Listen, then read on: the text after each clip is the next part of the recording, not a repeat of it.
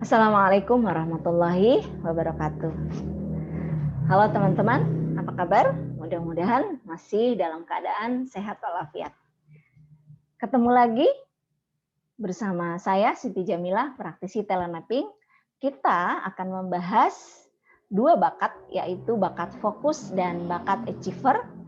Kedua bakat ini sama-sama ada di wilayah striving talents dalam peta bakat. Teman-teman, barangkali Anda adalah pemilik kedua bakat ini atau mungkin salah satunya. Ya. Kita akan bahas bakat fokus ya. Apa yang terjadi ketika seorang pribadi memiliki bakat fokus? Gambaran singkat orang yang atau pribadi yang memiliki bakat fokus adalah pribadi yang mampu menentukan arah, menjalaninya, kemudian mengoreksi penyimpangan ketika ada hal-hal yang keluar dari map-nya, dari jalan yang sudah ditentukan, dia akan segera bisa kembali dengan cepat. Kemudian mampu memetakan prioritas, kemudian bertindak, menentukan prioritas, kemudian bertindak. Ya. Lalu sebetulnya apa sih kekuatan yang mungkin ada pada orang yang memiliki bakat fokus ini ya? Kita bisa lihat ya, orang-orang atau pribadi yang memiliki bakat fokus itu biasanya ketika dia melakukan sesuatu, dia akan fokus tek gitu sampai tuntas. Baru kemudian dia beralih lagi. Dia bisa menentukan prioritasnya A, B, C gitu. Kemudian dia akan menapaki sampai betul-betul selesai. Apalagi kalau dia memang didukung oleh bakat responsibility yang sudah kita pernah bahas ya di sebelumnya. Nah, ini akan menjadi sangat performa yang luar biasa ya bagi orang yang punya bakat fokus, punya bakat responsibility. Insya Allah dia sangat performanya luar biasa ya. Tidak mudah terdistraksi gitu. Itu ya.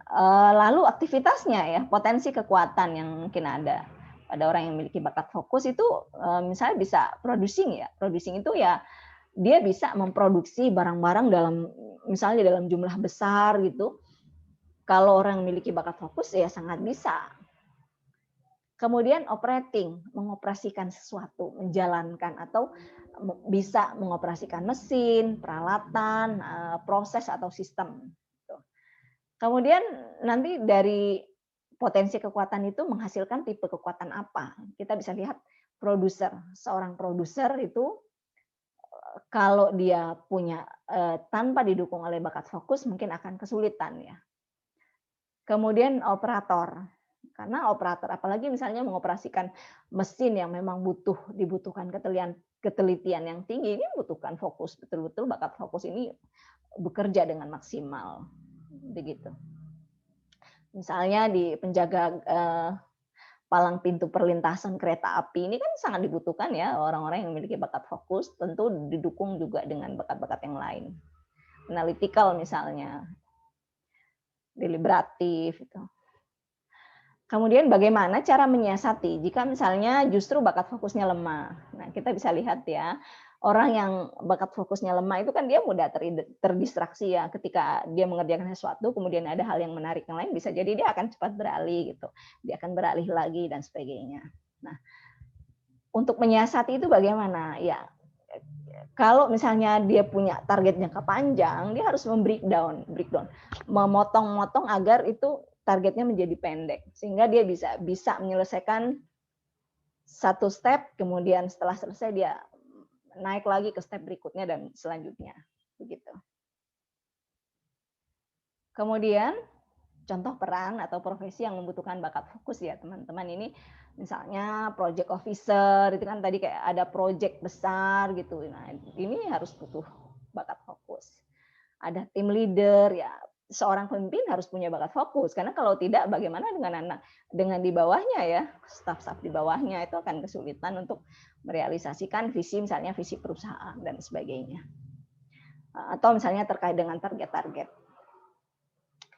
Kemudian tugas-tugas yang memerlukan bakat fokus itu ya juga mungkin akan fleksibel ya, menyesuaikan dengan bakat yang lain. Misalnya orang yang memiliki bakat intellection didukung oleh bakat fokus, ya dia fokus berpikir, memikirkan satu bahasan pokok, kemudian menemukan intisarinya apa, nilainya apa, kemudian nanti itu menghasilkan apa. Gitu. Jadi sangat bergantung pada bakat pendukung lainnya, bakat kuat yang lain. Itu ya gambaran singkat sederhana yang terkait dengan bakat fokus. Barangkali teman-teman memiliki bakat fokus ini bisa dicermati sebetulnya dengan cara yang sederhana. Kalau kita punya bakat fokus ya, misalnya kita menuntaskan satu garapan gitu, kita akan fokus di situ, nggak mudah terdistraksi dengan hal-hal lain ya. Kemungkinan kita punya bakat fokus, tapi ya lebih baik mungkin dengan pengamatan yang lebih tepat ya. Kemudian kita di pembahasan kedua kita bahas bakat achiever. Nah, teman-teman mungkin ada yang punya bakat achiever. Orang yang memiliki bakat achiever ini adalah orang yang sangat tekun ya. Dia punya stamina yang tinggi dalam melakukan banyak hal. Seorang pekerja keras selalu tertarik dengan capaian tertentu, senang dengan pencapaian konkret. Pekerja yang tekun. Nah, mungkin teman-teman ada yang memiliki bakat ini atau lingkungan, bisa teman kerja, mungkin keluarga, anak-anak, bahkan justru. Jadi sangat mudah juga sih sebetulnya dicermati ketika orang yang memiliki bakat achiever ini sudah punya keinginan yang kuat begitu, dia akan fokus mengejar, dia akan fokus pada target. Kemudian potensi kekuatan yang mungkin ada pada orang yang memiliki bakat achiever ini, itu banyak sebetulnya ya, ada marketing, kemudian ada selling, researching, ada distributing, ada lagi producing, kemudian nanti didukung oleh bakat-bakat yang lain sebetulnya. Jadi kayak marketing, selling itu kan, marketing misalnya didukung oleh bakat significance juga bisa, kemudian selling itu ada relator, communication, researching ini ada analytical dan sebagainya. Jadi kita akan lihat bakat-bakat pendukungnya itu apa saja, nanti akan menghasilkan potensi kekuatan. Gitu.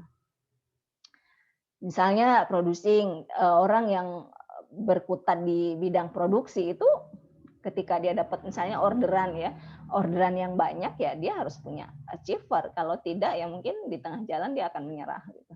Mudah untuk menyerah, apalagi misalnya didukung oleh bakat-bakat, tidak didukung maksud saya oleh bakat-bakat yang lain, misalnya responsibility-nya juga lemah, ini akan kesulitan. Gitu. Kemudian kalau producing itu ya dia biasanya akan didukung oleh bakat kombinasinya dengan konsistensi ya dan ideation gitu. Kemudian ada researching, ini juga dengan kombinasi dengan bakat analytical dan input. Itu aktivitas-aktivitas yang biasanya dilakukan oleh orang yang memiliki bakat achiever ya teman-teman. Kemudian dari potensi kekuatan yang ada, apa saja tipe kekuatannya? Kita bisa lihat ya di sini sebetulnya banyak. Jadi ada seller ya, ada juga produser, kemudian distributor, ada explorer itu misalnya peneliti gitu ya. Ada marketer juga bisa ya. Karena seller apalagi ya, dia biasanya akan selalu ada target-target penjualan dan sebagainya dibutuhkannya bagi seller ya, teman-teman yang bergerak di bidang penjualan ini membutuhkan bakat achiever juga, marketer misalnya. Kemudian bagaimana jika achiever-nya ternyata lemah gitu. Nah, orang-orang yang memiliki orang yang bakat lemahnya itu, bakat achiever-nya itu justru lemah, nah ini juga membutuhkan satu penanganan khusus ya, atau misalnya cara menyiasatinya begitu maksud saya. Jadi bisa mencari partner ya, cari partner yang memang mendukung untuk bakat yang dibutuhkan misalnya, atau mencari laju kerja yang cocok dengan Anda untuk tetap produktif misalnya, tetap bisa melakukan aktivitasnya dengan produktif. menyesuaikan juga dengan komposisi bakat yang dimiliki.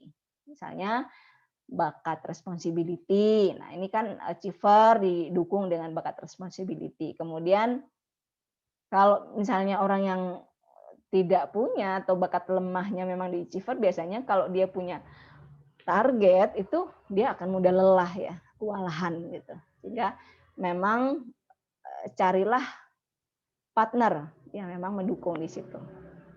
Partnernya ya bakat kuatnya di achiever ini gitu.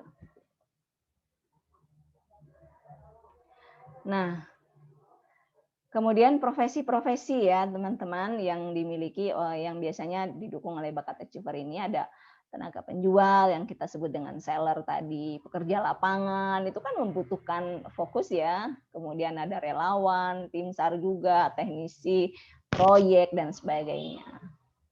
Karena ada target yang jelas sehingga kalau didukung oleh bakat achiever itu akan lebih mudah gitu.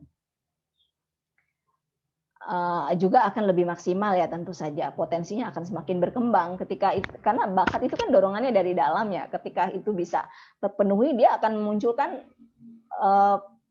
kepuasan gitu, ekspresi senang bahagia itu yang paling penting sebetulnya dicermati ya teman-teman. Nah, persamaan dengan bakat fokus dan bakat achiever itu apa sih gitu ya, karena kita membahas dua hal ini. Kesamaannya sebetulnya keduanya itu sama-sama senang dan memiliki target sasaran capaian. Fokus itu dia punya target, dia akan ada di jalur ini misalnya. Kemudian achiever juga punya target, jadi sama-sama senang dengan target. Sebetulnya jika seseorang memiliki dua bakat ini atau salah satunya. Itu dulu teman-teman, terima kasih. Lebih dan kurangnya mohon maaf. Mudah-mudahan ada manfaatnya. Sampai ketemu di pembahasan bakat yang lain masih di wilayah relating talents dalam talent mapping. Terima kasih. Saya Siti Jamilah. Assalamualaikum warahmatullahi wabarakatuh.